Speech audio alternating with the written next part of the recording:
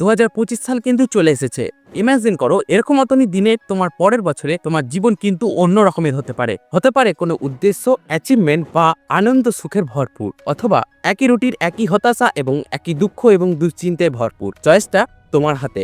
চলো একটা কাহিনী তোমার সাথে শেয়ার করি। মিডল ক্লাস ফ্যামিলি থেকে বিলং করা দুই বন্ধু রাহুল এবং সুমিত, দুজনেরই স্বপ্ন আছে দুজনে কিছু না কিছু একটা করে এই মিডল ক্লাস জীবন থেকে মুক্তি হতে চায়। কিন্তু 2025 সালে তারা যে সিদ্ধান্তগুলো নেবে তাদের জীবনকে চিরতরে নির্ধারণ করবে। রাহুল এবং সুমিত সবসময় একসাথে থেকেছে। তারা একটি ছোট্ট মফস্বলে একসাথে বড় হয়েছে। স্কুলের টিফিন বক্স থেকে শুরু করে অসাধারণ কিছু হওয়া পর্যন্ত সবকিছু ভাগ করে নিয়েছে। 2024 সাল শেষ হওয়ার সাথে সাথে তাদের জীবন একঘেয়েমি হয়ে পড়েছিল। রাহুলের বাবা মা তাদের ফ্যামিলির আর্থিক পরিস্থিতি নিয়ে চিন্তিত হয়ে পড়েছিল এবং সুমিতের পরিবার আশা করেছিল যে সে কোনো একটা চাকরি পাবে। তবুও তারা প্রতিদিন ঘন্টার পর ঘন্টা অনলাইন ভিডিও গেমস খেলে এবং সোশ্যাল মিডিয়াতে স্ক্রল করতে থাকে। একদিন রাহুলের জন্য কিছু পরিবর্তন হয়েছিল। এটি ছিল ডিসেম্বরের 31 তারিখ। রাহুল আয়নার সামনে দাঁড়ালো এবং নিজেকে বলল, আমি কি আর একটা বছর চলে যেতে দেব? এবার আমি করে দেখাবই। এবং সে ল্যাপটপটি নিয়ে বসে পড়ল।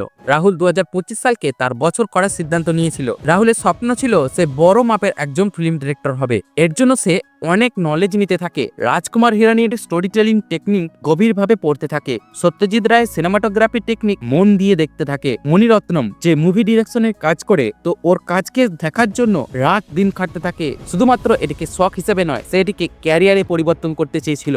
আর এদিকে সুমিত, সে একটি অনলাইন ভিডিও ব্যাটল রয়্যাল গেমে নতুন রেকর্ড করতে ব্যস্ত ছিল। এবং যখন রাহুল এই নতুন যাত্রায় তাকে যোগ দিতে রাজি করার চেষ্টা করছিল, তখন সুমিত বলে উঠল, আরে একটা বছরের মধ্যে কি এমন আর হবে? এরপর রাহুল যা করলো তার জীবন পুরোপুরি বদলে গেল।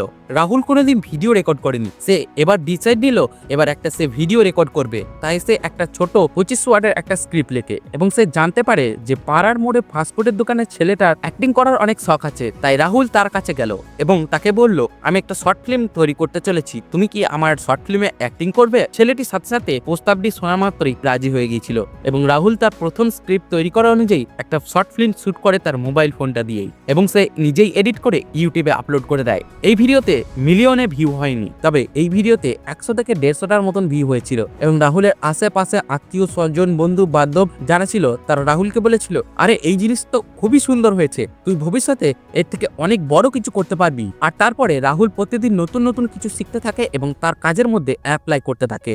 অন্যদিকে সুমিতের রুটিন সেই একই রয়ে গেছে। সে বলে উঠল, কাল থেকে কিছু একটা করব, কিন্তু কাল আর আসেনি এবং লাইট অফ করে সে ঘুমিয়ে পড়ল।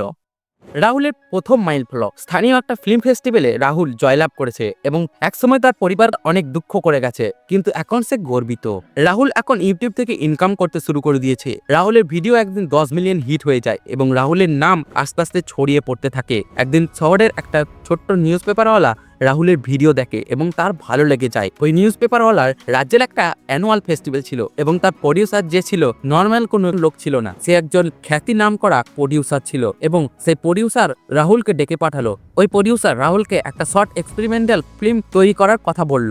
রাহুল সাথে সাথে রাজি হয়ে গেল এবং রাহুল অনেক কষ্ট করে ওই শর্ট এক্সপেরিমেন্টাল ফিল্ম তৈরি করলো এবং প্রডিউসারকে জমা দিল। এবং সেই দিন এলো সময় যেদিন রাহুল ওই শর্ট এক্সপেরিমেন্টাল ফিল্ম ফেস্টিভ্যালে জয়লাভ করেছে এবং সে ওই বছরের বেস্ট এক্সপেরিমেন্টাল শর্ট ফিল্ম ফেস্টিভ্যালের অ্যাওয়ার্ড পেল এবং রাহুলের নাম নিউজ পেপার থেকে সোশ্যাল মিডিয়াতে ভাইরাল হয়ে যায়। এরপর আসে আবার একটা বছর। রাহুল এখন বড় মাপের একজন ফিল্ম ডিরেক্টর। রাহুল তার জীবনে অনেক আনন্দ উপভোগ করছে।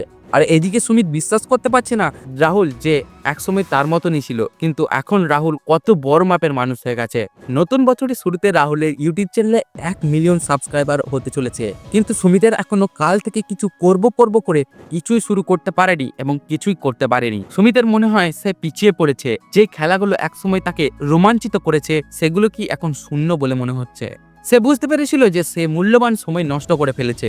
এক সন্ধ্যায় সুমিত রাহুলকে মেসেজ করে বলল, ভাই আমাকেও কিছু করতে হবে, আমি আমার ভুল বুঝতে পেরেছি, আমি তোকে সেদিন ইগনোর করেছিলাম, আমি আমার মূল্যবান সময় নষ্ট করেছি, আমি মনে হয় এখন আর কিছু করতে পারবো না। ওদিক থেকে রাহুলের রিপ্লাই আসে, ভাই তুই দুঃখ করিস না, আমার স্টুডিওর মধ্যে একটা এডিটর হিসেবে জয়েন করতে চাইলে চলে আয়, এখনো সবকিছু শেষ হয়ে যায়নি, তুই আজ থেকেই শুরু করতে পারবি। জানুয়ারি 2026 এর মধ্যে রাহুল একজন বড় মাপের ফিল্ম ডিরেক্টর হয়ে গেছে এবং সুমিত একজন দক্ষ এডিটর হয়ে উঠেছিল। এটি প্রমাণ করে যে 1 বছর মনোযোগ দিয়ে কঠোর পরিশ্রম করলে সবকিছু পরিবর্তন করতে পারে। এই 2025 সাল তোমারও একটা স্বপ্ন পূরণের গোল্ডেন ইয়ার হতে পারে। রাহুল এবং সুমিতের স্টোরি শুধুমাত্র তাদের গল্পের নয়, এটা শুধুমাত্র তোমার সম্পর্কে। তোমার কাছে স্বপ্ন, প্রতিভা এবং সময় আছে, এটাকে নষ্ট করো না। কাল থেকে শুরু করব বলা বন্ধ করো এবং আজ থেকেই কিছু একটা শুরু করো। দেখো, একটা কথা আছে, গাছ লাগানোর সঠিক সময় ছিল 20 বছর আগে এবং সেই সুযোগটি আজও আছে।